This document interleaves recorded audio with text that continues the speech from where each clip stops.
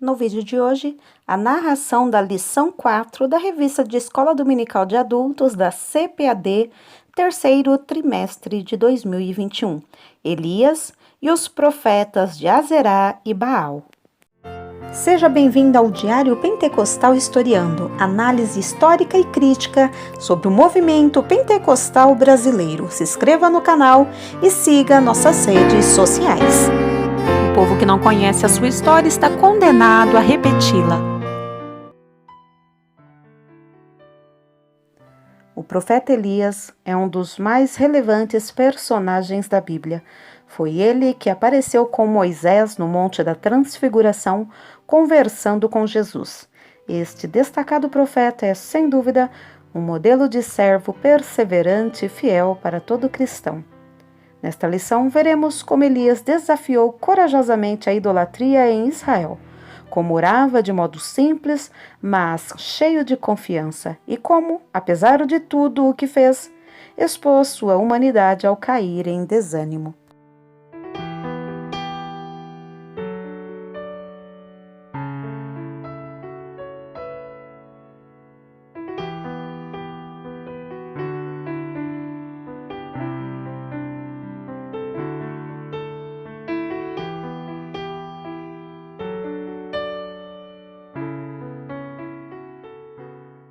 Então caiu o fogo do Senhor e consumiu o holocausto, e a lenha, e as pedras, e o pó, e ainda lambeu a água que estava no rigo. 1 de Reis 18 e 38. Segunda-feira, Salmo 37, 18 e 19. Deus cuida de seus filhos e não os deixa desamparados. Terça-feira, Salmo 7 e 9. Deus conhece a sinceridade do coração dos seus filhos. Quarta-feira, Isaías 42 e 8. O único digno de glória e honra é o Senhor Deus. Quinta-feira, Êxodo 23 e 4. O Senhor impõe como mandamento não ter outros deuses além dele. Sexta-feira, Salmo 145, do 14 ao 18. Deus é aquele que sustenta seus filhos, mesmo em tempo de dificuldades. Sábado, 1 Coríntios 8 e 6. Quem serve a Deus de coração compreende que há um só Deus e que tudo pertence a Ele. 1 Reis 18, 22, 23, 24, 26, 29, 30, 38 e 39. Então disse Elias ao povo: só eu fiquei por profeta do Senhor, e os profetas de Baal são 450 homens. Deem-se-nos, pois, 2 bezerros, e eles escolham para si um dos bezerros, e o dividam em pedaços, e o ponham sobre a lenha, porém não lhe metam fogo, e eu prepararei o outro bezerro, e o porei sobre a lenha, e não lhe meterei fogo. Então invocai o nome do vosso Deus, e eu invocarei o nome do Senhor. E há de ser que o Deus que responder por fogo, esse será Deus. E todo o povo respondeu e disse: é boa esta palavra. E tomaram um bezerro que lhes dera e o prepararam. E invocaram o nome de Baal desde a manhã até o meio-dia, dizendo: ah, Baal, responde-nos. Porém nem havia voz, nem quem respondesse, e saltavam sobre o altar que se tinha feito. E sucedeu que, passado o meio-dia, profetizaram eles até que a oferta de manjares se oferecesse. Porém não houve voz, nem resposta, nem atenção alguma. Então Elias disse a todo o povo: chegai-vos a mim. E todo o povo se chegou a ele, e reparou o altar do Senhor que estava quebrado. Então caiu o fogo do Senhor e consumiu o holocausto, e a lenha, e as pedras, e o pó, e ainda lambeu a água que estava no rigo. O que vendo todo o povo, caiu sobre os seus rostos e disse: só o Senhor é Deus, só o Senhor é Deus. 1 Reis 19, do 8 ao 14. Levantou-se, pois, e comeu e bebeu, e com a força daquela comida caminhou 40 dias e 40 noites até Horebe, o monte de Deus. E ali entrou numa caverna e passou ali a noite. E eis que a palavra do Senhor veio a ele e lhe disse: Que fazes aqui, Elias? E ele disse: Tenho sido muito zeloso pelo Senhor, Deus dos exércitos, porque os filhos de Israel deixaram o teu concerto, derribaram os teus altares e mataram os teus profetas à espada. E eu fiquei só, e buscam a minha vida para me atirarem. E ele lhe disse: Sai para fora e põe-te neste monte perante a face do Senhor. E eis que passava o Senhor, como também um grande e forte vento, que fendia os montes e quebrava as penhas diante da face do Senhor. Porém o Senhor não estava no vento. E depois do vento, um terremoto. Também o Senhor não estava no terremoto. E depois do terremoto, um fogo. Porém também o Senhor não estava no fogo. E depois do fogo, uma voz mansa e delicada. E sucedeu que, ouvindo a Elias, envolveu o seu rosto na sua capa e saiu para fora, e pôs-se à entrada da caverna. E eis que veio a ele uma voz que dizia: Que fazes aqui, Elias? E ele disse: Eu tenho sido um extremo zeloso pelo Senhor Deus dos exércitos, porque os filhos de Israel deixaram o teu concerto, derribaram os teus altares e mataram os teus profetas à espada. E eu fiquei só e buscam minha vida para me atirarem. Objetivo geral: revelar que Deus opera milagres através de seus filhos. Objetivos específicos. Abaixo, os objetivos específicos referem-se ao que o professor deve atingir em cada tópico. Por exemplo, o objetivo 1 refere-se ao tópico 1, com os seus respectivos subtópicos. 1. Salientar que é necessário e urgente enfrentar o pecado. 2. Relatar que Deus responde às nossas súplicas. 3. Expor as fragilidades do ser humano. Interagindo com o professor. Antes de convocar os profetas de Baal para o grande desafio, Elias indagou ao povo: Até quando cocheareis entre dois pensamentos? Se o Senhor é Deus, segui-o, e se Baal, segui-o. 1 Reis 18 e 21. Comece a aula perguntando o significado de pensar, cochear e cochear em dois pensamentos.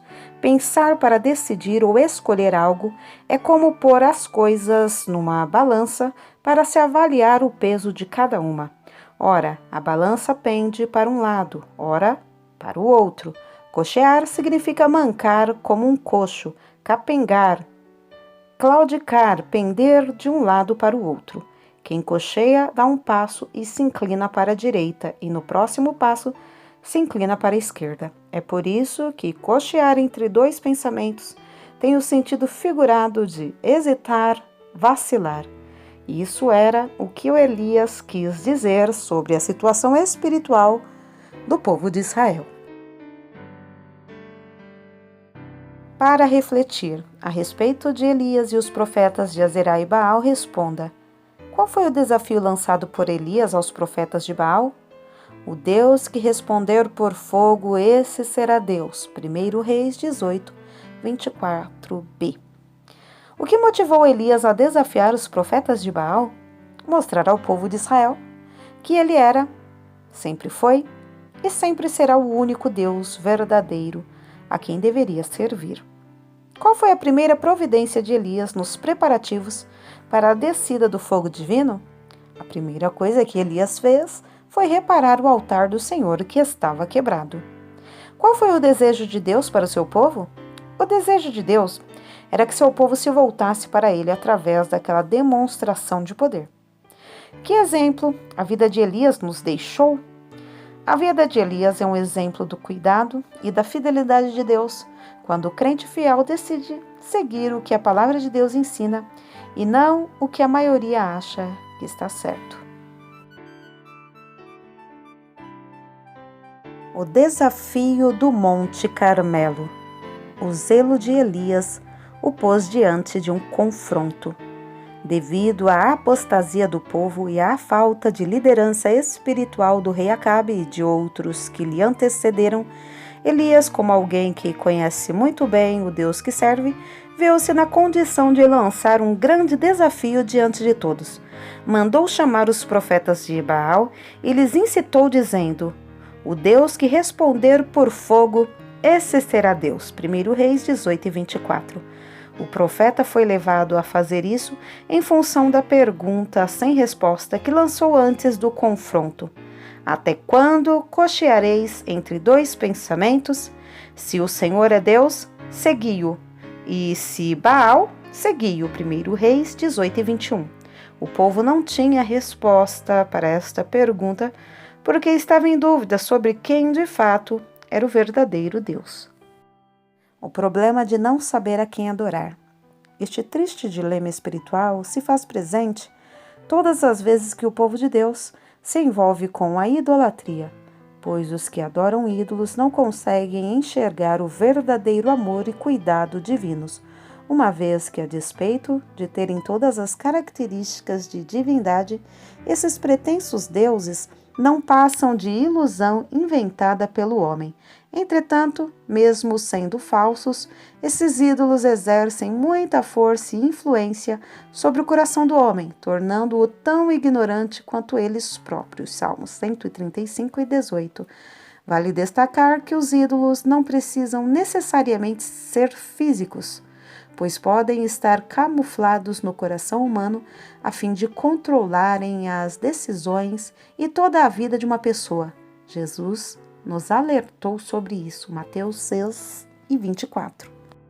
O desafio do fogo.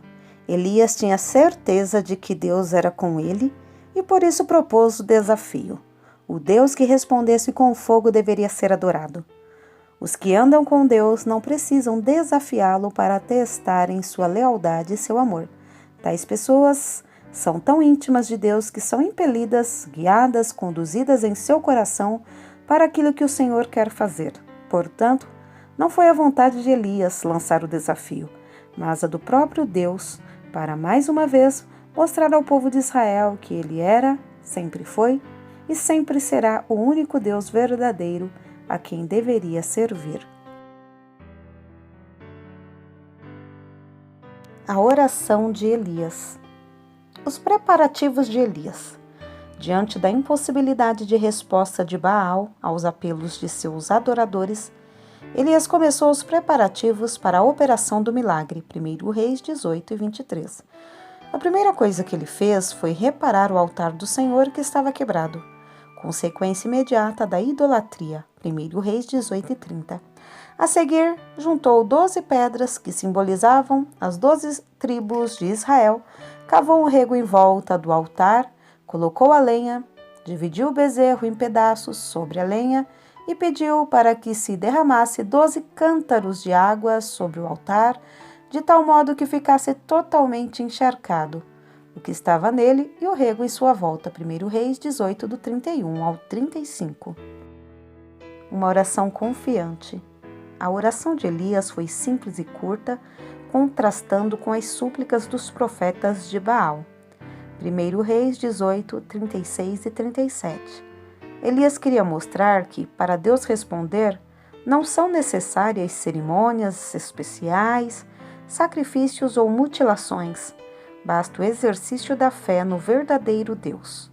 É relevante ressaltar que o profeta Elias, em sua oração, declarou diante do povo que o Deus a quem ele orava era o mesmo Deus dos patriarcas Abraão, Isaque e Jacó, e que pelo fato de também ser um servo de Deus e estar cumprindo a vontade dele, tinha direito à manifestação divina como resposta.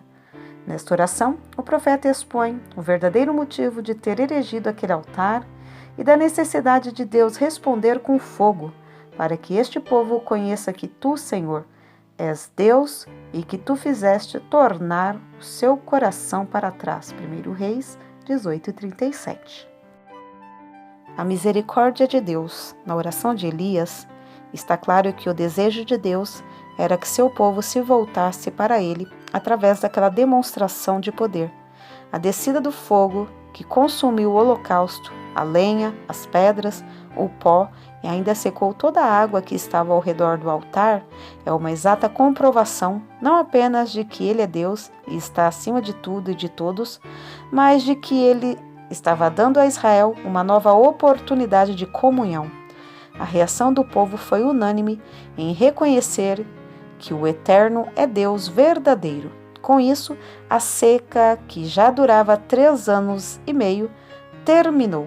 Elias subiu ao cume do Monte Carmelo, orou a Deus e caiu uma abundante chuva. 1 Reis 18:45. Elias em Horebe. Os feitos e a exaustão do profeta. Elias chegou à exaustão diante de tantos embates que enfrentou para fazer o povo de Deus retornar ao caminho. 1 Reis 19:5.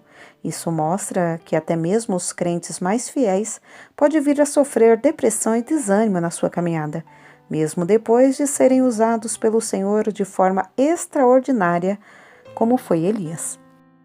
Isso significa que aqueles que ascendem em posição na obra de Deus também podem descer em proporções iguais. Vejamos os grandes feitos de Elias em sequência.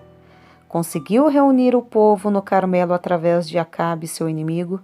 Fez descer fogo do céu no altar molhado. Fez o povo, mesmo em rebeldia, se dobrar diante do Senhor. Eliminou cerca de 850 profetas de Baal e Azerá, que recebiam o apoio do rei. Fez chover após grande período de seca. Correu mais depressa que a carruagem de Acabe e foi sustentado por um anjo. O pedido para morrer. A despeito das portentosas obras que fez, Elias foi terrivelmente perseguido e ameaçado por Jezabel, a rainha. A opressão foi tanta que o profeta, tomado de um sentimento de autopiedade, mesmo fugindo para não morrer, desejou a morte em seu íntimo. 1 Reis 19:4. Por isso, a Bíblia afirma que Elias era homem sujeito às mesmas paixões que nós. Tiago 5:17. A resposta de Deus. Deus interveio de forma miraculosa, enviando até Elias um anjo que lhe trouxe pão e água, tirando-o daquela situação de intenso desânimo. 1 Reis 19, do 5 ao 7. Nisto, depreendemos que a comunhão e a palavra estavam à disposição do profeta. A partir de então, ele se deixou levar pelo mover de Deus através do vento, do terremoto, do fogo, da voz mansa e delicada. 1 Reis 19, 11 e 12. Elias teve a oportunidade de confessar seu estado de desespero e Deus lhe deu novos sentidos para continuar seu ministério. Ungir Azael como rei da Síria, Jeú como rei de Israel e Eliseu para lhe suceder como profeta. 1 Reis 19, 15 e 16. Conclusão. A vida de Elias é um grande exemplo para todo crente que fielmente serve ao Senhor. Ainda que à sua volta quase todos estejam contaminados pela idolatria e toda forma de injustiça, o cristão não pode perder o ânimo e a vontade de lutar pela causa do Senhor. Elias é exemplo do cuidado e da fidelidade de Deus quando o crente fiel decide seguir o que a palavra de Deus ensina e não aquilo que a maioria acha que está certo. Subsídio didático-pedagógico. Em sentido amplo, a idolatria pode indicar a veneração ou a adoração a qualquer objeto, pessoa, instituição ou ambição que tome o lugar de Deus ou que diminua a honra que lhe devemos. Deus nunca admitiu outro além dele. O Todo-Poderoso não divide seu louvor com quem quer que seja. Ele é o único. O Senhor é Deus zeloso e requer exclusividade. Jamais repartiria seu povo com um suposto rival. Por esta razão, assevera enfaticamente: não terás outros deuses diante de mim. Êxodo 20:3. Promova um pequeno debate em sua turma fazendo uma simples pergunta: o que é idolatria hoje? Todas as imagens, esculturas ou quaisquer outras inovações com o objetivo de tornar o culto mais atraente pelo seu visual, divergem do sincero propósito de cultuar a Deus em espírito e verdade, e por isso constituem um tropeço para uma verdadeira adoração. O compromisso sincero de Elias com Deus nos choca e nos incentiva. Ele foi enviado para confrontar, não consolar. E Elias pronunciou as palavras de Deus a um rei que muitas vezes rejeitava a mensagem simplesmente porque Elias a trazia. Elias decidiu exercer seu ministério apenas para Deus e pagou por essa decisão, sendo isolado de outras pessoas que também eram fiéis a Deus. Para que seus alunos reflitam melhor sobre quem foi Elias e como desenvolveu seu ministério profético, peça a eles que relacionem no quadro as qualidades e realizações do profeta Elias, conforme o modelo abaixo. Atenção, somente mostre o resultado depois que eles cumprirem a tarefa. Qualidades e realizações. Foi o mais famoso e dramático profeta de Israel. Predisse o princípio e o fim de uma seca de 3 anos. Foi usado por Deus para ressuscitar um filho morto e devolvê-lo à sua mãe. Representou Deus em uma disputa com os sacerdotes de Baal e Azerá. Estava com Moisés no episódio da transfiguração de Jesus no Novo Testamento. Subsídio bíblico teológico. Elias rapidamente obtém do seu Deus uma resposta por fogo. Os profetas de Baal são forçados a desistir de sua causa e agora é a vez de Elias apresentar a sua. Vejamos se ele se dá bem. Número 1. Ele reparou o altar. Ele jamais usaria o deles, que tinha sido contaminado com as orações a Baal, mas encontrando em ruínas um altar ali, que anteriormente tinha sido usado no culto ao Senhor, ele escolheu reparar aquele para insinuar a eles que ele não estava ali para introduzir nenhuma nova religião, mas reviver a fé e a adoração ao Deus de seus pais e convertê-los ao primeiro amor que tiveram e às primeiras obras que praticaram.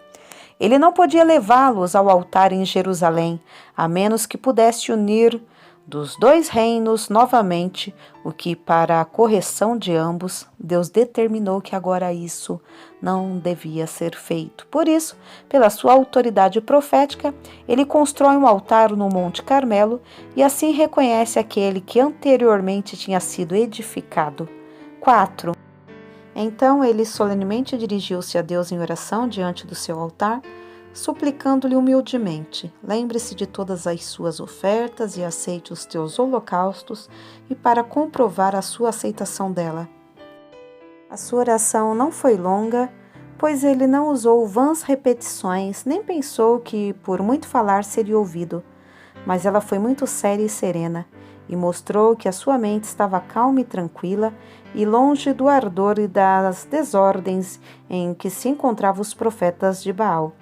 Embora ele não estivesse no lugar designado, escolheu a hora prescrita da oferta de manjares para testificar com isso sua comunhão com o altar em Jerusalém. Embora ele esperasse uma resposta por fogo, ainda assim aproximou-se do altar com coragem e não temeu aquele fogo. Tu és Deus. O Deus Baal existia na mente do povo, mas ele não era Deus. Se a teologia do povo estava errada, então sua crença forçosamente também estava. Sem uma teologia correta, a fé fica deformada. Elias procura corrigir esse aleijão da fé israelita quando chama-lhes a atenção para o fato de uma única divindade. Essa divindade é o Deus dos patriarcas. Uma teologia deformada, onde Deus é entendido como um grande garçom a serviço dos mais variados desejos, sem dúvida alguma, é a grande responsável pelo processo de fragmentação que ora passamos.